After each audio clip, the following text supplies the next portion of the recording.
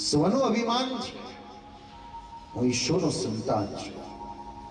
ઈશ્વરનું અભિમાન છે, જેને મને મુખ આપ્યું છે, મને ચાવણું આપવાનો છે. પછી લોલુપતા આવી જાય કે મારા દીકરાને સોનાની થાળી ખોડાવી છે, મારે 50 કરોડનો બંગલો બાંધવો છે. પછી પૂછડી પટપટાઈ કરવી પડે ને બધાની પાસે, આપો આપો આપો આપો. શ્રીમદ ભાગવતની જે અનુભૂતિ છે, સુખદેવજી મહારાજ તો હજુ આવશે, પણ શુદ્ધ પુરાણીથી વર્ણન કર્યું છે. 7 અધ્યાયની કથા, એ મહાત્મ્યની કથા બતાવી. ગોકર્ણનો જે 7 દિવસનો ઉદ્ધાર થયો. એક દિવસમાં આખું ઘર સાફ નહીં થાય, પણ એક દિવસમાં એક રૂમ તો સાફ થાય કે પછી એક દિવસમાં આખું ઘર સાફ કરી શકો તમે. એમ 7 દિવસ એટલે શરીરમાં રહેલા 7 કચરાને કાઢવાના. કયા કચરા? અહંકાર, અભિમાન, રાગ, દ્વેષ, ઈર્ષા. કચરો વાળ્યો તો પણ કચરો રહ્યો. એટલે તમે શું કામ કર્યું? પોતું કર્યું. પોતું કર્યું એટલે રચકણો પણ ન રહ્યું, પણ તોય કચરો રહ્યો. કારણ ઘરમાં અવરજવર વધારે છે. તો તમે શું કામ કર્યું? પગ લૂછડી મૂકી દીધું કે નહીં? બોલો, ઘરને ચોખ્ખું રાખવાની કેટલી કળા બહેનોને છે.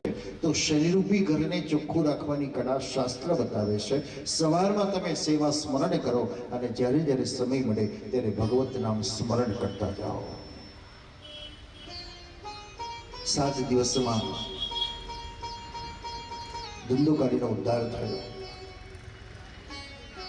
વક્તાને શ્રોતાના પ્રકારો બતાવ્યા છે. વક્તા કેવો જોઈએ? આજે તો આપણે ગમે ત્યાંથી પકડી જ લાવીએ છીએ, અને પછી કઈ કથા કરાવી એ કરી નાખી કથા. પછી પૈસાની કાતર ફેરવી દીધી, ટાઈમ પાસ કરી દીધો, નાચગાન કરી દીધા, પૂરી થઈ ગઈ.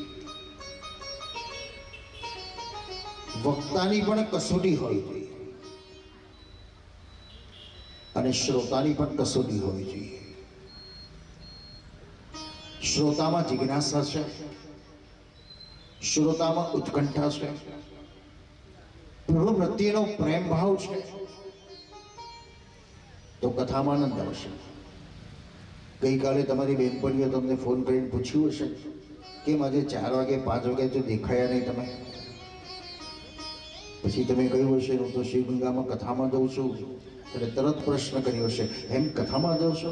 હા, સાંજે પ્રસાદ શેનો વેચાયો હતો? કેટલાક પ્રસાદ માટે આવે છે, લે.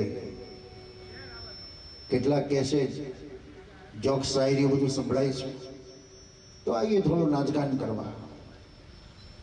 કેટલાક કહેશે કથાકારને જોવા દે. પણ એક વ્યક્તિ ઉત્તમ એ છે કે એના મુખમાંથી નીકળતી અમૃતરૂપી વાણીને જે શ્રવણ કરવા, એ ઉત્તમ શ્રોતા બતાવ્યા. તો વક્તા પણ કેવો છે? વિરક્તો વૈષ્ણવો. આસક્તિ ન હોવી જોઈએ. સોદો કરીને આવે એ વક્તા ન કહી શકાય. મને આટલું મળશે એ જીવન નિર્વાહનું સાધન એ શ્રીમદ ભાગવત નથી.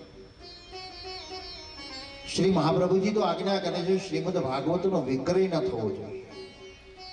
આ તો પ્રભુનો પ્રસાદ બાંટવો જોઈએ. પણ આજે સમાજ વિક્રય તરફ દોડ્યો છે. ખરીદનારા ખરીદે છે ને વેચનારા વેચે છે.